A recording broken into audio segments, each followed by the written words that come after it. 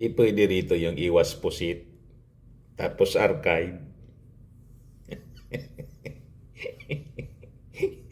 Di ba po? Yan nga sabi nga natin mga kababayan. Si Martin Romualdez, nag-resign. Galit pa rin yung mga DDS po. Nag-resign na nga po. Galit pa kayo. Willing siya na harapin yung investigasyon. Tapos po si Sarah ayaw mag-resign. Allergic sa accountability. Masaya kayo. Hindi natin maintindihan yung utak ng mga tao ngayon. Bakit kayo nagagalit sa nag-resign? Tapos handa na harapin yung accountability. Tapos masaya kayo doon sa ayaw mag-resign. Na-impeach na ayaw pa rin mag-resign. Allergic sa accountability pero happy kayo.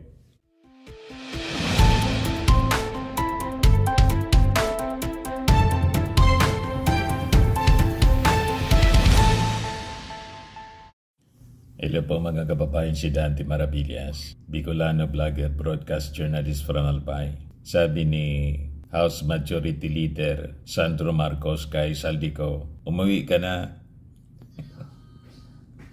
Ay, kabayan, umuwi ka na daw. Sabi ni Sandro Marcos, inasa Amerika po si ako Bicol Party List Congressman Saldico. Ibigay ko muna sa inyo yung panawagan ni Sandro Marcos po. Umuwi ka na. Sandro Marcos tells Saldico to come home. Answer severe allegations. Kailangan daw sagutin. Tama naman po si Sandro. Kailangan ipaliwanag talaga ni Saldico itong mga aligasyon ng insertions. Kasi siya po yung tinuturo. At doon sa presentation po, sa investigasyon sa Senado, lahat pangalan niya doon yung lumitaw. Kaya lang sabi, si Saldico po, before pa ng SONA ng ating Pangulong Bongbong Marcos, na sabi na, maya naman kayo. O nahiya na po yung mga inaakusa, tulad po ni Speaker Martin na isinabit, nag-resign na. So, ayos na. At ready siya to face the music. Yan po ang tunay na lalaki. Hindi takot mga kababayan na harapin yung mga akusasyon. Ayan din ang challenge ngayon kay Saldico ng mismong anak ng presidente. Kailangan niyang ipaliwanag kasi masyadong severe yung mga aligasyon. Ayan kailangan daw bumalik si Saldico to face the music. Pwede rito yung iwas pusit, tapos archive. Di ba po? Yan nga sabi nga natin mga kababayan. Si Martin Romualdez, nag-resign. Galit pa rin yung mga DDS po. Nag-resign na nga po. Galit pa kayo. Willing siya na harapin yung investigasyon. Tapos po si Sarah ayaw mag-resign. Allergic sa accountability. Masaya kayo. Hindi natin maintindihan yung utak ng mga tao ngayon. Bakit kayo nagagalit sa nag-resign? Tapos handa na harapin yung accountability. Tapos masaya kayo doon sa ayaw mag-resign. Na-impeach na ayaw pa rin mag-resign. Allergic sa accountability pero happy kayo. Gusto ko happy ka. O diba? O tingnan ninyo ang ginagawa ni Sandro Marcos. Wala siyang gustong konsintihin. Kahit yung speech niya kanina, nung bagong speaker, walang sasantuhin po. No run, no ally. Walang kasama sa opisina para maibalik yung tiwala ng ating mga mamamayang Filipino sa Kongreso. Yun ang sabi ng bagong speaker. O ngayon, balikan natin itong si Sandro Marcos sa kanyang panawagan. Actually, si Sandro Marcos po, yun ang nag-declare na vacant po yung Committee on Appropriations. Siya yung nagmotion. So makikita ninyo na hindi kinukonsinti po ng ating administrasyon ang mga perceived wrongdoings At kung wala talaga na itinatago si Saldico, di kayang-kaya ni Saldico i-depensa yung kanyang sarili. Di ba? Yes, sabi ni Sandro dito, I'll be the first one to tell you that he should come home and face any and all allegations against him. Sabi po ni Sandro Marcos kanina. Ko was the chairman of the Committee on Appropriations in previous 19th Congress.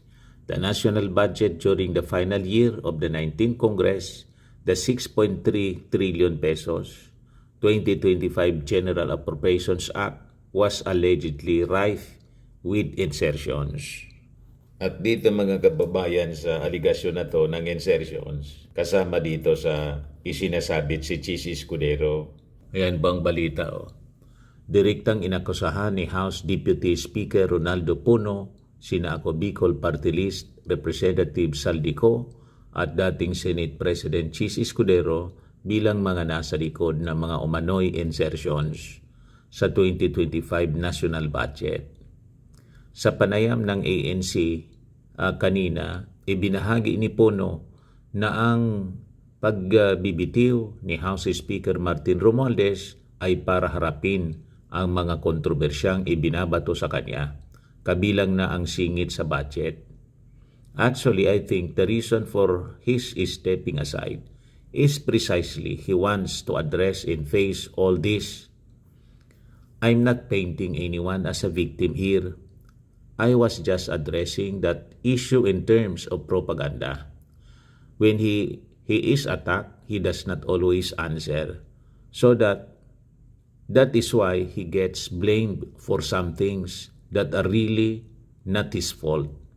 As to the things that are his fault, I guess, that is why he is stepping aside now and not just going on leave so that he can face it. I think it's good, sabi po ni Puno. So hindi po tumatakbo sa accountability si Martin Romualdez. Nag-resign siya para walang impluensya. So dapat masaya na kayo. Diba? O si Sandro Marcos, nanawagan sa dati niyang kaalyansa, si Saldico, Ako Bicol Party List, na umuwi kasi severe niya, malala itong mga aligasyon laban sa'yo dito sa issue ng insertions. Kailangan, sagutin mo to. O di ba? Ano pa reklamo ninyo? Marcos resign pa rin? O ito yung interview kanina ng mainstream media kay Sandro Marcos. Pakinggan natin. I'm gonna be the first one to tell you that he should come home and face any and all allegations against him. Will you force him to come home? I don't know if that is something you can do as a body, but again, I think he should come home and face allegations against him. Sir, if not, They're too severe and it's dragging the house in the mud. if not, would that be enough for him to face the ethics committee? It might be, yes. I mean, there's a precedent for it when Kong Arnie Teves did the same. Yan, asked if the House of Representatives can force ko to report back to work, sabi po ni Sandro Marcos, I do not know if that is something we can do as a body. But again, I think he should come home and face the allegations against him. It's too severe in dragging the house in the mud, sabi po ng presidential son, mincing no words. Marcos further noted that ethics complaint could be pursued against Ko if he refuses to return home. So pwede siyang filean mga kababayan ng ethics complaint pag halimbawa hindi siya bumalik mga kababayan dito sa ating bansa. Pero narinig ko sa mga interviews yung kaalyado niya ni Saldico mga kababayan na in due time, sabi daw ni Saldico, babalik siya. Siguro matapos ng kanyang check-up doon sa Amerika, babalik si Saldico. So hintayin natin kung totoo yung sinasabi po ni Saldico na handa niyang harapin itong mga aligasyon laban sa kanya. Sabi ng mga nag-react dito, kunwari, hindi alam ang pagnanakaw ni Saldico, sila naman yung magkagrupo. Kaya nga pinapauwi para matanong, di ba? Maimbestiga. At tandaan natin po, mga kababayan, si Sandro Marcos yung nagmosyon para tanggalin si Saldico bilang chairman ng Committee on Appropriation. Siya yung nagmotion na I declare niya the position as chairman ng Committee on Appropriation vacant. Hindi ninyo yun napanood. Ayan po, panoorin ninyo. Malinaw. Session resumed. Mr. Majority Leader, Mr. Speaker, I move to declare vacant the position of Chairperson of the Committee on Appropriations. there's a motion. The chair hears no objection. Said motion is carried. Session suspended. Ulitin natin. Mr. Majority Leader, Mr. Speaker, I move to declare vacant the position of Chairperson of the Committee on Appropriations. there's a motion. The chair hears no objection. Said motion is carried. Session suspended. Di ba? At pumalit sa kanya yung vice chairperson, si Kimbo. Yan ang history niya, mga kababayan. So in other words, hindi kinukonsinti po mismo ng speaker at sa kanyang majority leader, si Sandro Marcos. Siya pa yung nagmosyon kasi inaakusa nga po. O ngayon, may panawagan si Sandro kay Saldico umuwi para harapin yung mga aligasyon, sagutin niya.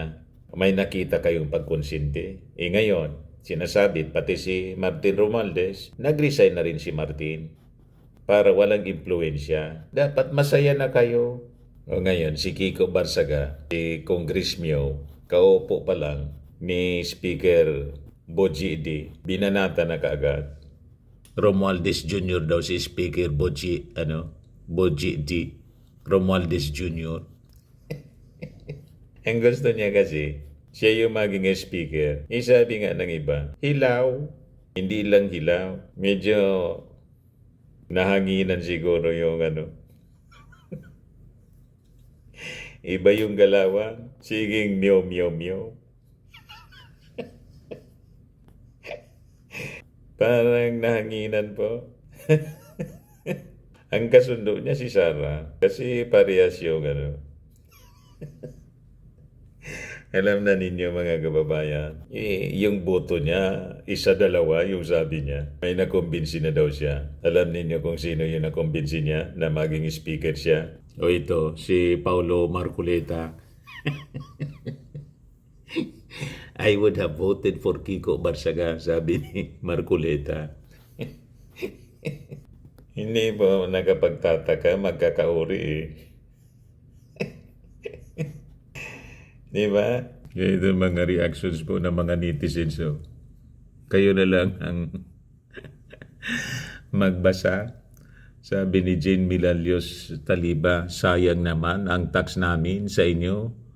Pagod na kaming mga taxpayers.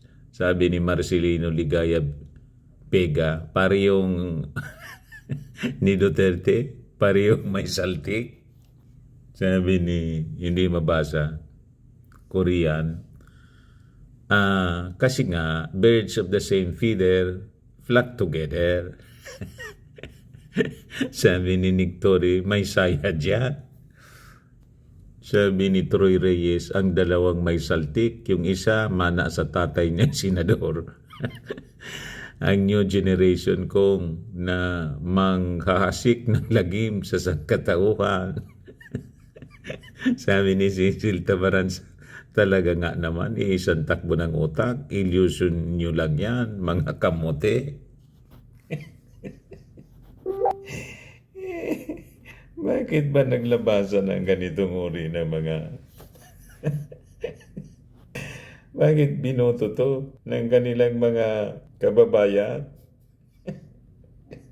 Di ba? Anyway, pagpasensya na lang po natin.